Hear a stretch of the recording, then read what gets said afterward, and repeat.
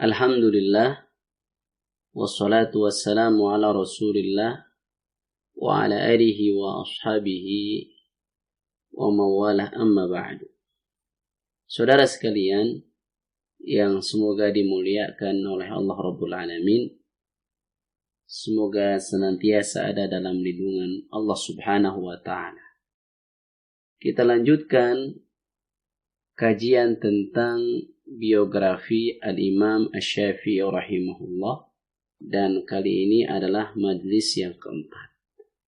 Aqidah Imam Asy-Syafi'i rahimahullah. Bahasan ini di antara perkara penting ketika kita mempelajari sejarah hidup Imam Asy-Syafi'i. Karena kebanyakan kaum muslimin hanya mengetahui fikih beliau. Itu pun terkadang tidak asli. Maksudnya, terkadang pendapat yang dikenal adalah pendapat ulama Syafi'iyah, bukan pendapat Imam Asy-Syafi'i. Bahkan bisa jadi bertentangan dengan pendapat Al-Imam Asy-Syafi'i. Saya berikan contoh tentang sampai atau tidaknya pahala membaca Al-Quran kepada mayit. Pendapat Al-Imam Asy-Syafi'i bahwa itu tidak sampai. Walaupun yang dikenal di masyarakat bahwa pahala membaca Al-Quran itu sampai kepada mayit. Padahal itu bukan pendapat Al-Imam Asy-Syafi'i. Akan tetapi pendapat sebagian ulama Syafi'iyah. Saudara sekalian, tidak mungkin seorang imam besar seperti Al-Imam Asy-Syafi'i tidak memiliki perhatian terhadap masalah akidah, baik secara keilmuan maupun dakwah. Sementara inti dakwah para rasul adalah tauhid. Saudara sekalian, sebagaimana diketahui bahwa Al-Imam Asy-Syafi'i adalah seorang imam Ahlus Sunnah wal Jamaah. Maka akidahnya pun jelas merupakan akidah Ahlus Sunnah wal Jamaah. Bahkan beliau dikenal dengan julukan Nasirul Quran was Sunnah. Pembela Al-Quran dan pembela As-Sunnah.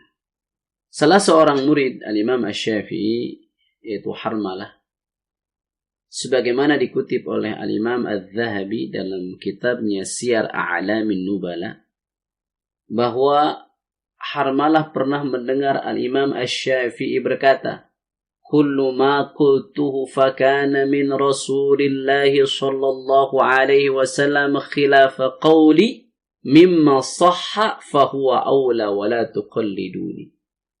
Yang artinya, jika ada perkataanku yang bertentangan dengan hadis sahih dari Rasulullah sallallahu alaihi wasallam, maka tentunya hadis Nabi jauh lebih utama, dan janganlah kalian bertaklid kepada. Jadi menunjukkan kokohnya Al-Imam Asy-Syafi'i di atas sunnah atau tuntunan Rasulullah sallallahu alaihi wasallam. Beliau tidak mau seorang pun taklid kepada beliau. Apalagi sudah jelas bagi orang tersebut hadis dari Nabi sallallahu alaihi wasallam. Akidah Al-Imam Asy-Syafi'i tentang masalah iman. Al-Imam Adz-Dzahabi dalam kitabnya Siyar A'lamin Nubala, dan Al-Imam Adz-Dzahabi ini salah seorang tokoh mazhab Syafi'iyah. Beliau mengutip perkataan Al-Imam Asy-Syafi'i berikut ini. Al-iman qaulun wa amalun yazidu wa yanqusu. Iman adalah ucapan dan perbuatan. Iman itu bisa bertambah dan bisa berkurang. Bertambah tentunya dengan ketaatan dan berkurang dengan sebab kemaksiatan. Yang dimaksud dengan ucapan adalah pertama ucapan hati, yakni keyakinan, dan ucapan lisan. Adapun ucapan lisan yaitu mengucapkan 2 kalimat syahadat. Sementara yang dimaksud dengan perbuatan, pertama perbuatan hati.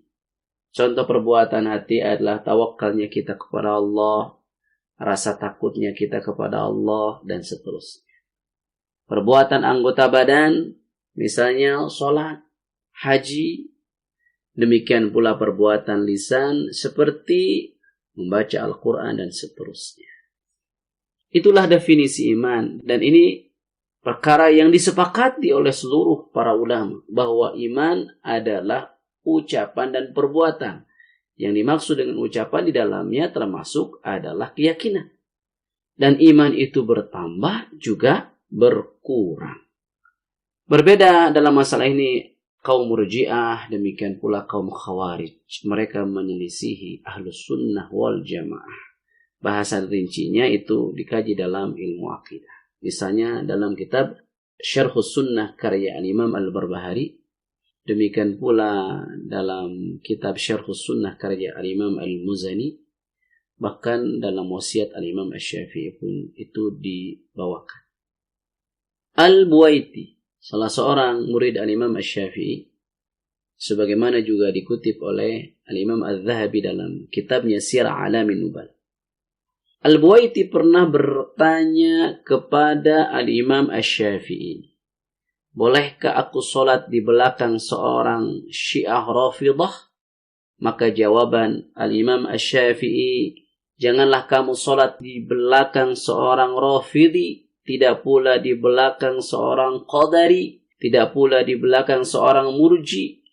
Jadi nggak boleh sholat di belakang orang Syiah, jadi makmum. Tidak boleh sholat di belakang orang yang berkeyakinan Qadariyah. Demikian pula tidak boleh sholat di belakang orang yang berkeyakinan Murji'ah atau Irja'. Kemudian aku bertanya kepada Imam Syafi'i, sifatilah mereka, jelaskanlah tentang mereka ini. Kemudian Imam Asy-Syafi'i rahimahullah berkata, man qala al-imanu qawlun fahuwa murji'. وَمَنْ قَالَ إِنَّ أَبَا بَكْرٍ وَعُمَرَ لَيْسَ بِإِمَامَيْنِ فَهُوَ رَافِضِي وَمَنْ جَعَلَ الْمَشِيئَةَ إِلَى نَفْسِهِ فَهُوَ قَدَرِي. Artinya, barang siapa mengatakan bahwa iman itu perkataan saja, tidak ada perbuatan dan seterusnya, maka dia seorang murji, orang yang berkeyakinan irja'. Barang siapa mengatakan bahwa Abu Bakar dan Umar bukan imam, bukan khalifah, maka dia seorang Rafidhi. Dan barang siapa yang mengatakan bahwa kehendak hanya ada pada dirinya, artinya menafikan, menghilangkan kehendak Allah, maka dia seorang Qadari. Kemudian perkataan Al-Imam Asy-Syafi'i tentang ilmu kalam. Beliau pernah berkata, "Lau 'aliman nasu ma fil kalami wal ahwa' lafarru minhu kama yafirruna minal asad." Seandainya manusia tahu keburukan yang ada dalam ilmu kalam dan hawa atau kebidahan, niscaya mereka akan lari darinya seperti mereka lari dari singa. Dikutip oleh Al-Imam Al-Zahabi dalam kitabnya Siyar A'lamin Nubala. Unik atau anehnya, kita dapati sekarang orang yang menisbatkan dirinya kepada Al-Imam Asy-Syafi'i sangat getol mempelajari ilmu kalam. Bahkan menganggap bahwa ilmu kalam merupakan ilmu akidah. Ilmu kalam itu adalah ilmu yang menjadikan akal sebagai sandaran hukum ketika membahas tentang iman atau ketika membahas tentang Allah Rabbul Alamin. Itulah ilmu kalam. Dan ilmu kalam itu sebenarnya turunan dari ilmu filsafat. Nah, para pengikut Al-Imam Asy-Syafi'i sangat getol mempelajari ilmu kalam. Sementara Al-Imam Asy-Syafi'i demikian. Beliau mengatakan, "Lau 'aliman nas ma fil kalami wal ahwa la farru minhu kama yafirruna minal asad." Seandainya manusia tahu keburukan yang ada dalam ilmu kalam, demikian pula keburukan yang ada dalam kebidahan, niscaya mereka akan lari darinya sebagaimana mereka lari dari singa. Kemudian akidah Al-Imam Asy-Syafi'i tentang nama dan sifat Allah. Yunus ibnu Abdil A'la, sebagaimana juga dikutip oleh Al-Imam Al-Zahabi dalam kitabnya Siyar A'lamin Nubala. Beliau berkata, aku mendengar Asy-Syafi'i berkata, setelah ditanya tentang sifat Allah, beliau berkata, nama dan sifat Allah telah dijelaskan dalam Al-Quran dan dikabarkan oleh Nabi-Nya. Tidak seorang pun boleh menolaknya setelah tegak hujjah baginya. Karena Al-Quran diturunkan dengannya dan hadis sahih pun menyampaikannya. Jika seseorang menyelisihinya setelah tetapnya hujjah, maka dia kafir. Adapun sebelum tetapnya hujjah, maka dia dimaafkan karena kebodohannya. Intinya, akidah Imam Asy-Syafi'i adalah mengimani seluruh nama dan sifat yang dikabarkan oleh Allah di dalam Al-Quran dan disampaikan oleh baginda Nabi Sallallahu Alaihi Wasallam di dalam sunnahnya. Tidak seorang pun diperbolehkan untuk menolaknya. Misalnya dalam basmalah, Bismillahirrahmanirrahim. Di situ ada nama Allah Ar-Rahman, Ar-Rahim. Dan kaidahnya setiap nama Allah mengandung sifat. Ar-Rahman, sifat di dalamnya adalah sifatul rahmah. Maka wajib bagi setiap muslim mengimani nama Allah Ar-Rahman dan mengimani sifat Allah yaitu rahmah. Nama Allah misalnya Al-Alim. Wajib bagi setiap muslim mengimani, meyakini nama Allah Al-Alim dan meyakini sifat yang terkandung di dalamnya yaitu sifatul ilmi.